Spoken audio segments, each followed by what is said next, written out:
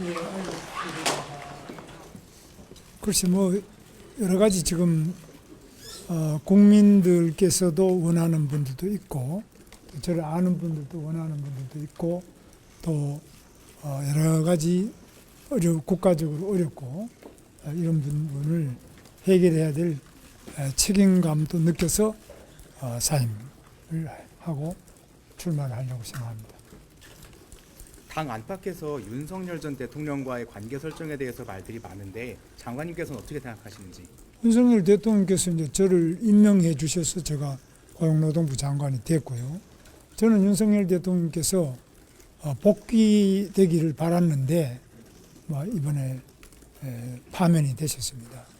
매우 안타깝고 또 그 때문에 이제 오늘 고리된 대통령직 선거 날짜가 오늘 국무회의에서 공고 결의를 했습니다. 정말 안타까운 일입니다. 또 따로 자리가 있긴 하겠습니다만은 대선 출마하시는 만큼 어떤 좀 더 공약으로서 내걸고 싶은 하나가 있으시다면 생각해두신 보관이 있으신지 여쭙습니다. 뭐 하여튼 국가적으로 매우 위기라고 볼 수 있겠죠. 공난이다 이렇게 보는데 이제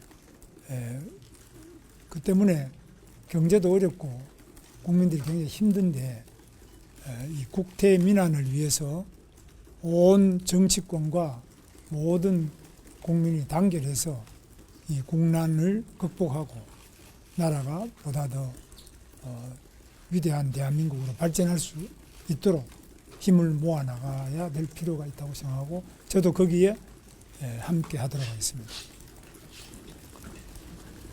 됐죠? 네. 지난해 이제 12월 3일에 있었던 비상계엄 사태에 대해서는 장관님께서 혹시 어떻게 생각하시는지 궁금합니다. 뭐 이미 말씀 많이 드렸습니다. 네. 또 당으로의 입당 절차 언제쯤 밟으실지 정해주신 게 있을까요? 무슨 입당 국민의힘 입당 절차에 대해서 향후 그 부분은 좀 상의를 해보도록 하겠습니다. 예. 특별한 절차가 있는 건 아니고 그냥 뭐 참여하면 되는 것으로 알고 있습니다. 장관님 공식 출마 선언은 혹시 계획하고 계신 일정이 있나요? 뭐 내일경에 해야 안 되겠나 이렇게 생각하고 있습니다. 예. 국회에서 하시나요? 장소는 뭐 국회 쪽으로 하는 것이 기자분들은 편하시겠죠? 그렇죠? 뭐 우리는 밖에서 하자 이런 분도 있고 뭐 여러 가지 이야기가 있는데 아마 국회 쪽에 기자분들 편하신 거는 국회 쪽이 좋다 이렇게 보고 있는 것 같습니다. 그래서 그 부분도 뭐 너무 이렇게 이게 요란하게 뭐 이렇게 준비하고 이럴 형편도 못되고 그렇기 때문에 기자분들한테 너무 불편하지 않도록 그렇게 하겠습니다. 각종 여론조사에서 이제 국민의힘권 주자로서 1위 달성하신 것들이 굉장히 많았잖아요. 이 부분에 대해서 어떻게 체감하고 느끼고 계시는지도 설명해 주시면 좋겠습니다. 글쎄 뭐 그건 제 뜻이 아니고 국민들의 뜻이 그런데 저는 매우 뜻밖이고 또 굉장히 무겁게 받아들이고 있습니다. 제가 뭐 원해서 저를 밀어주십시오 뭐 이렇게 한 것이 아닌데 이런 일이 일어나게 된 우리나라의 안타까운 정치 현실 그리고 국민들의 답답함 이런 것들이 반영된 것으로 보고 있습니다. 앞서 잠시 말씀 주셨습니다마는 그 윤석열 전 대통령과 이 대선 출마 결심하시는 과정에서 좀 소통이 있으셨나, 그리고 이후에도 따로 찾아가서 만나실 계획 있으신지 여쭙습니다. 뭐 지금까지 뭐 소통해서 출마하고 이런 건 없고요. 다만 저는 저를 임명해 주신 대통령께서 뭐 계엄은 저는 반대했습니다만은 반대할 기회도 없었고 그러나 계엄을 찬성한 건 아닌데 그러나 대통령께서 여러 가지 사정을 봐서 나라도 어렵고 국민이 힘드니까 복귀하셨으면 하는 생각을 가졌는데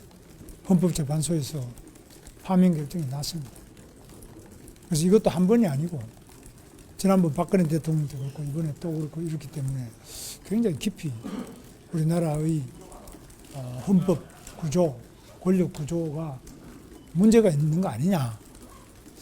이거 어떻게 고쳐 나가는 게 맞겠느냐. 이런 고심을 많은 헌법학자들도 생각하고 있고 정치권에서도 그런 개헌론도 많지 않습니까? 저도 그런 점에 대해서는 굉장히 깊이 좀 숙고를 하고 있습니다. 근데 그게 뭐 어느 방향이 돼야 된다 이거는 학술적인 것으로 결정나는 게 아니고 국민의 뜻이나 또 그것을 움직이는 개헌에 관해서는 국회와 국민 투표로 결정하니까 그런 여러 가지가 합의가 돼 나가는 과정이 필요할 거고 그런 과정을 저는 존중할 것입니다. 금년간 윤 전 대통령 만나실 계획은 있으세요? 관저든 사저든. 뭐 그건 뭐 좀 한번 보십시다. 예. 됐죠? 이제 또 이제 내일 또 아마 뵐 수 있는 기회가 있을 것 같아요. 그 경선 통과하시면 이재명 대표랑 맞붙게 될 가능성이 높은데 이재명 대표 좀 어떻게 평가하세요? 글쎄 이재명 대표에 대해서는 뭐 저는 개인적으로 잘 아는 분입니다. 제가 도지사 할 때 성남시장을 했고요. 제가 뭐 그 성남 지역에서도 저도 활동을 많이 했던 사람이기 때문에 이재명 대표와 그 돌아가신 형님, 그 형수님 뭐 다들 잘 압니다. 그래서 제가 아는 것 이상으로 국민들께서 잘 느끼고 계실 것으로 보고 있습니다. 됐죠? 오늘 다 해버립니다. 할 말이 없죠. 지금 장관직을 내려놓게 되시면 지금 추진 중에 있는 고용 정책들 있잖아요. 그거에 대해서 전망은 어떻게 될지 여러 뭐 계속 고용도 있고 다양할 텐데 어느 부분요? 뭐 지금 정년 연장도 계속 그런 거는 뭐 지금 정년 연장에 대해서는 좀 경제사회노동위원회 그 회의에서 의제로 설정이 돼서 주요 의제로 논의되고 있습니다. 그래서 그 논의가 제대로 잘 원만하게 진행되기를 바랍니다. 그러나 정년 연장에 관해서만은 제가 꼭 한마디 드리고 싶은 말씀은 청년들의 절박한 의사가 반영되는 그 통로가 없다. 그 점은 이 경제사회노동위원회 대화 협의체 안에서도 깊이 고려될 필요가 있습니다. 그럼 누가 그러면 그걸 대표하냐? 저는 우리 공무원들이 청년들의 목소리를 대변해야 된다고 생각합니다. 됐죠? 네. 또 기회가 있으니까. 자, 그러면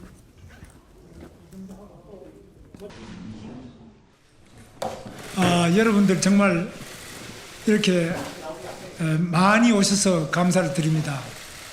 저는 뭐 이렇게 많이 오실 줄 몰랐는데 정말 많은 언론인들께서 이렇게 많이 오신 데 대해서 진심으로 감사를 드립니다.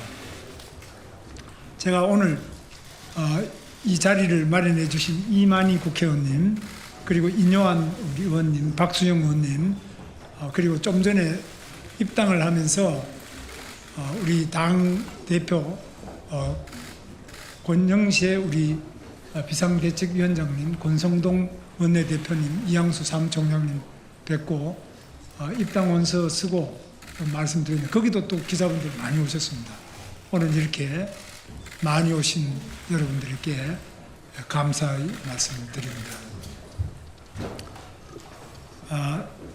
존경하는 국민 여러분, 사랑하는 당원 동지 여러분, 국민이 선출한 대한민국의 대통령을 헌법재판소가 탄핵했습니다. 탄핵은 헌정 질서 안에서 내려진 최종 결정이므로 그 결과는 받아들일 수밖에 없습니다. 내 손으로 뽑은 대통령이 임기 중에 또다시 파면되는 것을 보면서 국정을 책임지고 있던 국무위원으로서 비통한 심정과 책임감을 금할 길이 없었습니다. 더욱이 추운 겨울날 광장에서 싸워온 많은 당원 동지와 국민 여러분께서 낙담하시는 모습을 보면서 제 가슴은 무너져 내렸습니다. 그래도 여기서 멈출 수는 없습니다. 다시 싸워서 승리합시다. 무기력한 당과 위기의 대한민국을 바꾸는데 함께 나아갑시다. 무엇보다 가슴 아픈 것은 탄핵을 둘러싸고 정쟁이 격화되면서 서민의 삶이 외면당하는 현실입니다. 폐허 위에도 꽃은 피어납니다. 화마가 핥히고 간 산골짜기에도 희망의 새싹이 돋아나고 있습니다. 대한민국은 다시 일어나서 새롭게 앞으로 나아가야 합니다. 위대한 대한민국을 향하여 깃발을 들고 나서야 합니다. 탄핵 국면에서 많은 국민 여러분께서 저 김문수에 대해 지지와 격려를 보내주셨습니다. 얼마나 사람의 목이 마르시면 저에게까지 기대를 하시나 하는 안타까움으로 가슴을 쳤습니다. 이제는 저에게 내려진 국민의 뜻을 받들기로 했습니다. 저 김문수 새롭게 앞으로 나아가며 대한민국을 다시 위대하게 만들어갈 각오로 제21대 대통령 선거에 출마하겠습니다. 존경하는 국민 여러분, 저 김문수는 한때 혁명을 통해 노동자와 빈민들이 잘 사는 세상을 만들겠다는 꿈을 꾼 적도 있습니다. 감옥 안에서도 자본주의는 실패할 것이라 믿었지만 시장 경제는 역동적으로 발전했고 한국은 산업화와 민주화를 동시에 달성했습니다. 제 나이 40살이 되어서야 공산국가들이 붕괴되는 것을 보고 혁명가의 길을 포기했습니다. 현실 정치를 통해 국민 모두가 행복한 나라를 만들어 보겠다는 새로운 꿈을 키웠습니다. 1994년 집권 여당에 입당한 이래 3선 국회의원, 재선 경기도지사를 지냈고 2022년 이래 경제사회노동위원회 위원장과 고용노동부 장관으로 일했습니다. 정치 일선에서 저는 자유민주주의와 시장경제를 지키려고 앞장섰습니다. 120만 평에 이르는 세계 제1의 평택 삼성 반도체 단지를 유치했고 전 국민이 이용하는 수도권 광역교통 환승 시스템을 완성하고 세계인이 부러워하는 GTX를 건설했습니다. 결식아동 지원과 무한돌봄 사업으로 서민의 삶을 돌봤고 노동약자 보호에 헌신했습니다. 그러면서도 이 땅의 좌파들이 반미를 민족주의로 포장하고 사회주의를 보편적 복지로 현금 살포 포퓰리즘을 경제 살리기로 둔갑시킬 때 저 김문수는 앞장서 싸웠습니다. 그것이 나라를 구하는 길이었기 때문입니다. 존경하는 국민 여러분, 우리는 분단과 전쟁의 폐허 위에 한강의 기적을 만들었습니다. 가난과 절망을 극복하고 희망과 미래를 만든 위대하고 자랑스러운 우리 대한민국 역사입니다. 우리는 유능하고 저력이 있는 대한민국 국민입니다. 그러나 우리의 앞의 현실은 녹록지 않습니다. 서민 경제가 많이 어렵습니다. 트럼프 행정부의 관세 전쟁과 글로벌 공급망 재편, 미중 패권 경쟁, 북핵 위협 등 대외적인 어려움도 가중되고 있습니다. 저 김문수는 삼성전자를 유치해 봤고 GTX를 건설해 봤습니다. 제가 나서면 위대한 대한민국으로 만들 수 있습니다. 저 김문수가 나서 자본, 노동, 기술에 대한 과감한 혁신과 개혁으로 대한민국 경제를 새로운 도약으로 이끌어 가겠습니다. 활기찬 경제, 행복한 대한민국을 반드시 만들겠습니다. 인공지능 인프라 확충과 투자 확대로 세계 6위권의 글로벌 AI 순위를 미국, 중국과 함께 AI 시대 G3 국가로 올려 세우겠습니다. 벤처 스타트업에 과감하게 투자하고 금융 규제를 혁신해서 대한민국을 세계 최고의 기업가 정신이 살아 숨쉬는 나라로 만들겠습니다. 첨단 산업을 지방에 유치하고 광역 경제권의 중심지로 만들겠습니다. 지방의 교육, 문화, 의료 혁신을 통해 균형 발전을 이루고 균형 발전을 통해 저출산 고령화 문제를 해결하겠습니다. 사교육비 부담을 줄이기 위해 AI 기반의 맞춤형 학습 시스템을 도입하며 누구에게나 공정한 교육 기회를 보장하겠습니다. 국민연금 제도를 다시 개혁해서 아버지 세대의 부담을 청년들에게 떠넘기지 않겠습니다. 국민에게 불편을 안겨준 의료개혁 문제는 원점에서 재검토해서 완벽하게 해결하겠습니다. 실업급여 확대, 근로장려금 강화, 기초생활보장 확대로 사회적 약자를 보살피겠습니다. 청년 창업을 돕기 위해 창업보조금, 세제 혜택, 창업교육을 확대하고 여성이 경력 단절 없이 일할 수 있도록 유연근무제와 육아 지원을 대폭 확대하겠습니다. 북한의 핵 위협에 대처하여 핵연료 재처리 능력을 갖추고 핵추진 잠수함을 개발해서 자유와 인권을 수호하는 글로벌 리더가 되겠습니다. 트럼프 행정부와 방위비 분담 문제, 핵연료 재처리 문제를 포괄적으로 협상해서 한미동맹을 든든하게 하고 국민 안전을 확보하겠습니다. 탄핵 이후 87년 체제를 극복하기 위해 개헌 논의가 만발하고 있습니다. 저 김문수는 대통령 직선제를 쟁취하기 위해 감옥까지 갔다 온 사람입니다. 대통령 직선제를 유지하면서 국민의 여망을 한데 모으는 개헌은 제가 적극 추진하겠습니다. 대한민국의 정체성을 바로 세우겠습니다. 존경하는 국민 여러분, 대한민국 헌법 제1조는 대한민국은 민주공화국이다라고 규정하고 있습니다.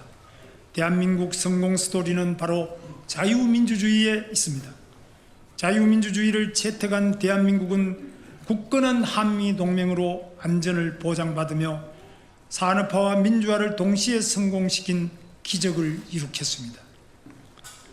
이제는 선진국의 반열에 이르렀고 일본을 넘어서고 있습니다. 반면 서울에서 1시간 거리의 휴전선 이북에는 김씨 세스방조가 사회주의를 채택해서 호전적인 세계 최빈국을 만들고 말았습니다. 그럼에도 불구하고 민중민주주의 깃발 아래 친북, 반미, 반중, 반기업 정책만을 고집하며 자유민주주의를 부정하고 나라의 근간을 뒤흔드는 세력이 우리 사회에 아직도 잔존하고 있습니다. 중국의 안보, 경제적 위협도 현실화하고 있습니다. 대한민국의 위대한 성취를 부정하는 세력들과는 맞서 싸워야 하고 이겨내야 합니다. 체제 전쟁을 벌이며 국가 정체성을 무너뜨리려는 세력에는 물러서지 않겠습니다. 저 김문수는 자유민주주의 대한민국의 정체성을 바로 세우고 대한민국을 더욱 위대하게 만들어 갈 것을 다짐합니다. 저 김문수는 일생을 통해 약자를 보살피는 삶을 살아왔습니다. 가장 낮은 곳에서 가장 뜨겁게 일해왔습니다. 제 스스로 깨끗해야 남 앞에 설 수 있다는 신념으로 부정한 돈을 받아본 적이 없습니다. 차라리 굶어 죽더라도 남의 돈을 탐내본 적이 없습니다. 삼선 국회의원과 2번의 경기도지사 재임과 장관직을 지냈지만 제 재산이라고는 서울 관악구 봉천동의 24평 국민주택 아파트 한 채와 약간의 예금이 전부입니다. 좋은 지도자가 좋은 정책을 만듭니다. 부패한 지도자는 나쁜 정책을 만들어 나라를 망치고 맙니다. 세월이 바뀌었는지 요즘은 부패한 정치인이 오히려 큰 소리치는 시대가 되고 말았습니다. 부패한 공직자는 엄벌에 처해야 합니다. 권력을 쥔 정치인들의 부패는 더 엄하게 다루고 도려내야 합니다. 12가지 죄목으로 재판받고 있는 피고인 이재명을 상대하기에는 가진 것 없는 깨끗한 손 이 김문수가 제격이 아니겠습니까? 돈 문제로 검찰에 불려갈 일이 없는 저 김문수만이 할 수 있습니다. 거짓말하지 않는 저 김문수만이 할 수 있습니다. 제대로 싸우는 저 김문수만이 할 수 있습니다. 거짓과 감언 이설로 대한민국을 혼란과 파벌로 몰고 갈 이재명의 민주당은 저 김문수가 확실히 바로 잡겠습니다. 존경하는 국민 여러분, 지금 대한민국은 근래에 경험해보지 못한 혼란에 빠져 있습니다. 탄핵 이후 국민 여러분들께서는 더 큰 걱정을 하고 계십니다. 그러면서도 과거의 허물을 벗고 새롭게 앞으로 나아가기를 기대하고 계십니다. 대통합이든 대연정이든 나라가 잘 되는 일은 무엇이든 해야 합니다.